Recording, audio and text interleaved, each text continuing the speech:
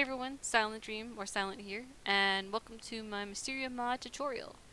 I'm going to have a link to this mod in the description below, but you can always search the Tabletop Simulator Steam Workshop for Mysterium, and you should find it right away. I'm going to make a couple assumptions. First of all, that you know how to play Mysterium, and second of all, that you are familiar with most, if not all, of the controls of TTS. I'm going to point out a few tips and tricks along the way that'll help you with this mod, but in general, I'm just going to assume you're familiar with both games. So, first things first, you're going to need to choose the player to be the ghost.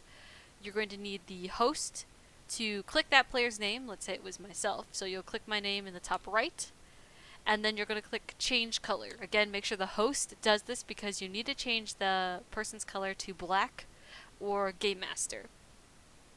So once the host has changed that player to the black color, they'll be able to see in the ghost's hidden zone right here.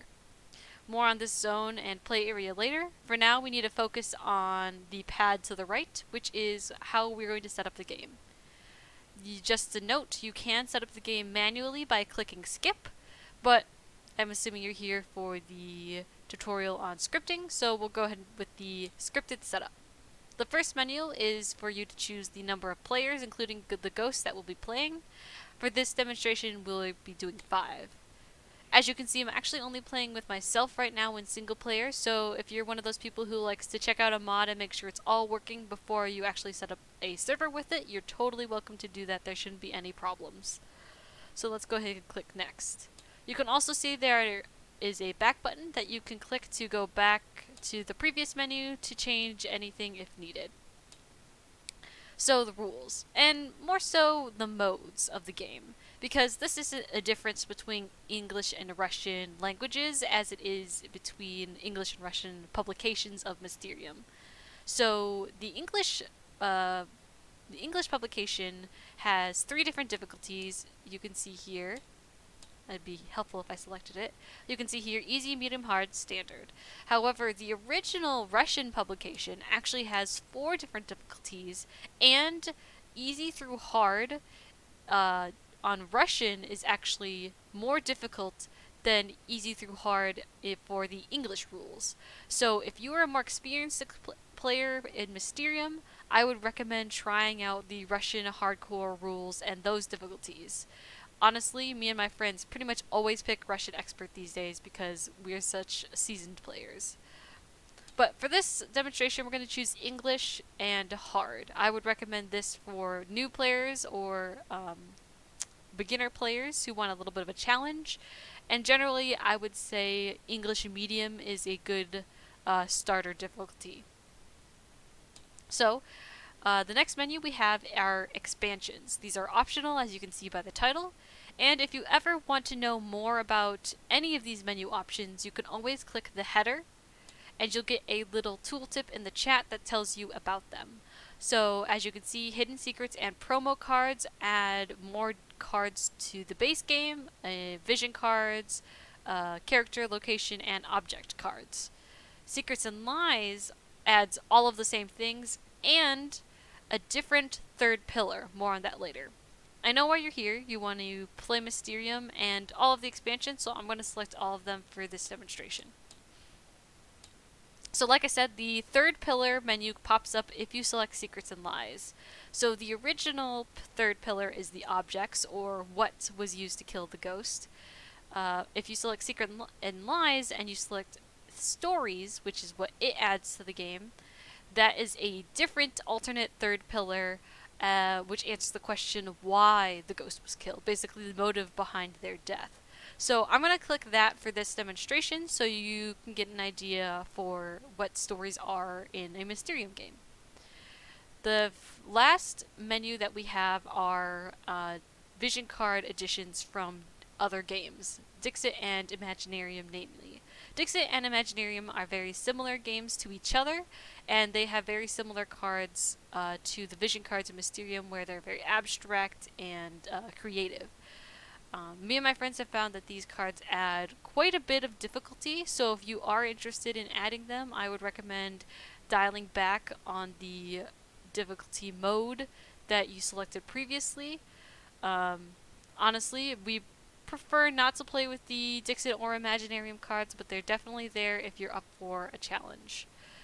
Another note is if you click next on this screen, there is no going back. So make sure you're confident in all of your answers for the previous menus before clicking next on this screen.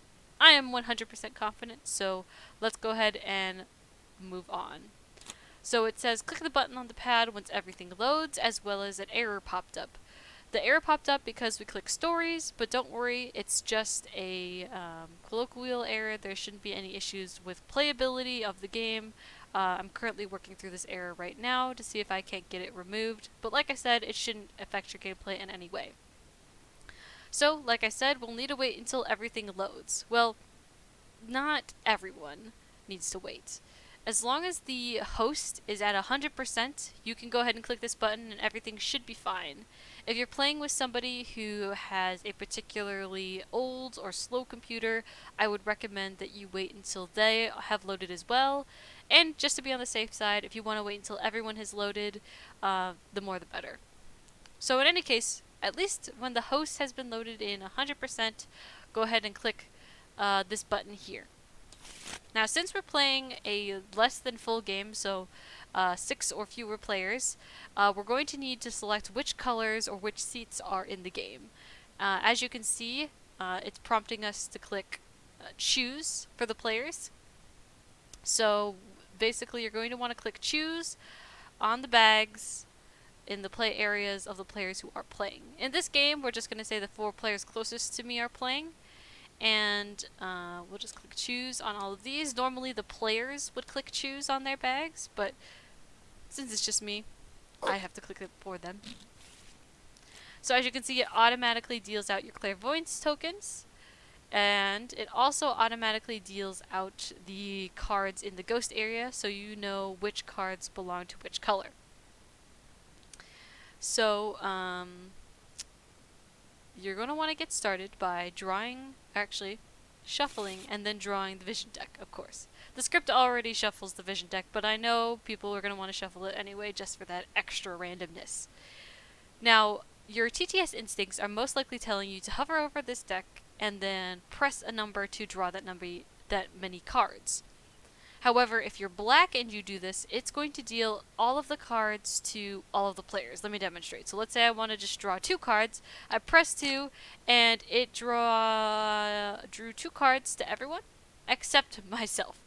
If you do this on accident, or if you find somebody has done this on accident, you can always right-click the deck and just click reset, and it'll bring all the cards back. And this only works if on the first time. So just the first time that you accidentally do this. So just keep that in mind. If you do it in the future, you'll have to manually bring them back from the player's hands. In order to get around this issue, I have a draw up to 7 cards. So you can click this, and then it'll draw the 7 cards just straight into your hand and then not to everybody else's hand.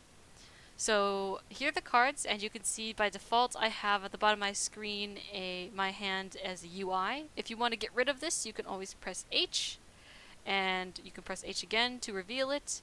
Whatever you prefer, really. I'm going to keep it on for this demonstration.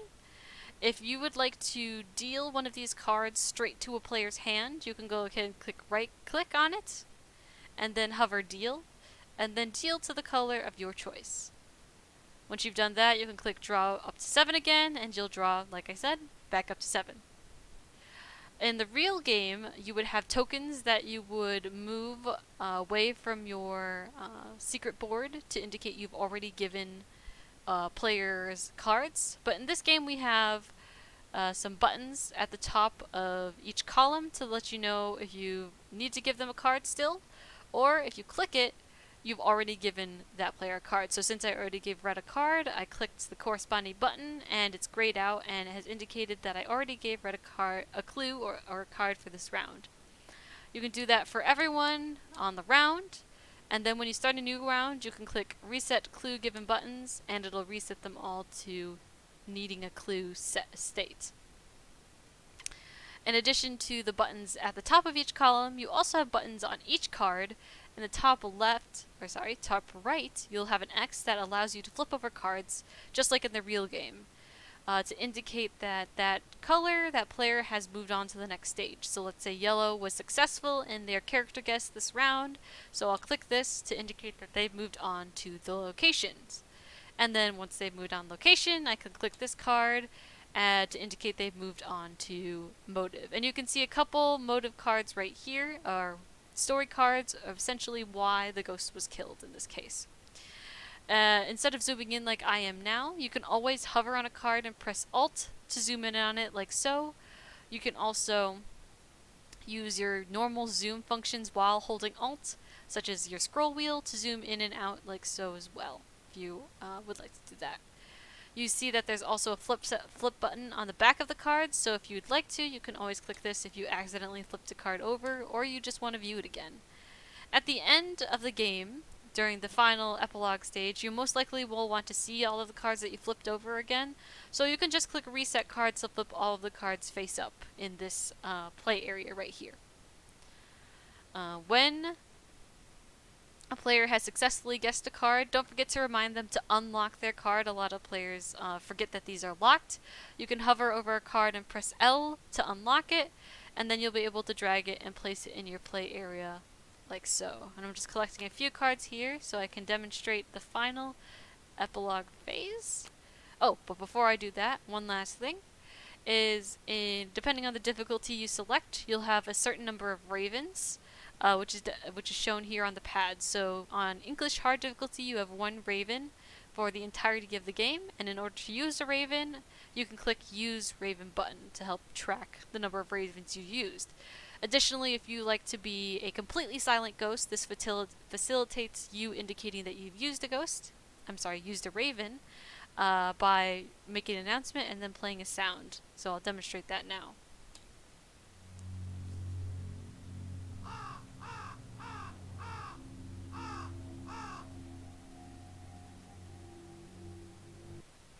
So there you have it. If you would like to use that as a way to track your ravens and also remain a silent ghost for the duration of the game.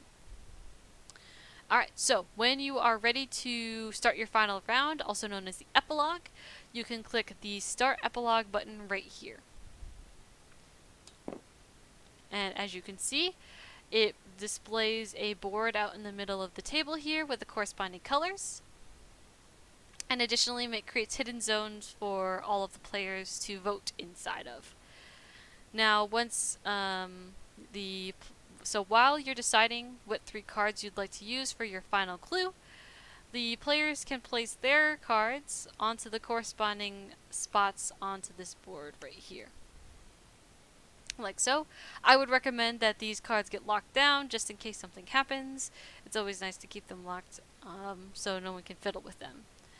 In this demonstration, we don't have blue or brown colors, so I'm just going to get rid of them, throw them in this trash can right here.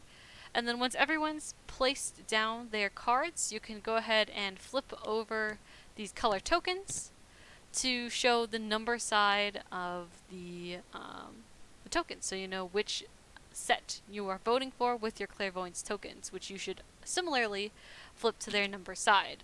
So as you can see, for a 5-player game, you're only given the first 4 tokens, but we need 5 and 6. These tokens are found in your player bag, so just go ahead and pull those out. And we don't need 3 and 4, so I'm just going to put those back in. The voting can be however you would like, whatever feels most comfortable. What I find easiest is just have your psychics flip over all of the tokens that they are not voting for. So in this case, I'm indicating that I'm voting for set number 1 for this game. And then, once everyone's ready, you'll count to 3 and then have them reveal their token like so. Of course, you're going to have to pick 3 vision cards for the epilogue. Make sure you shuffle them so it's nice and randomized, and then lay them out like so. There's a few different ways that you can show your cards. I think the easiest and simplest way for new players to TTS to do is just flip them over one by one like they recommend in real life. So for example, if everyone can see 2 cards, except for purple, who gets to see 3 cards.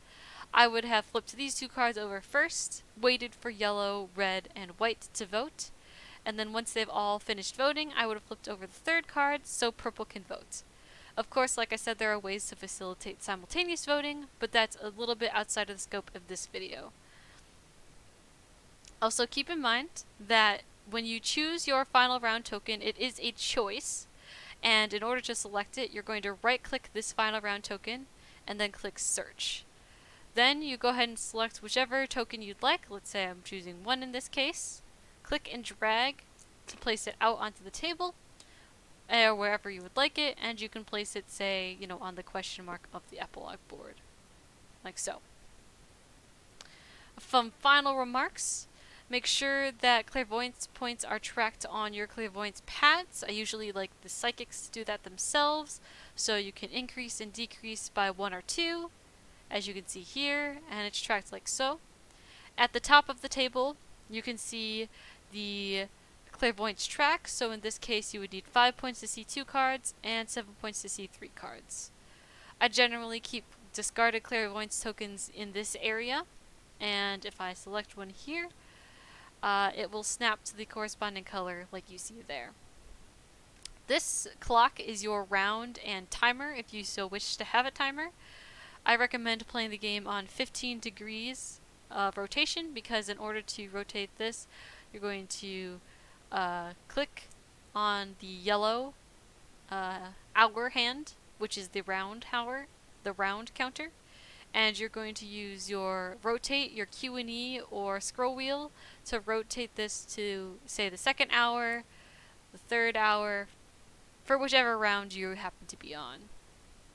The minute timer, which is the orange clock right here, is actually a 2-minute timer.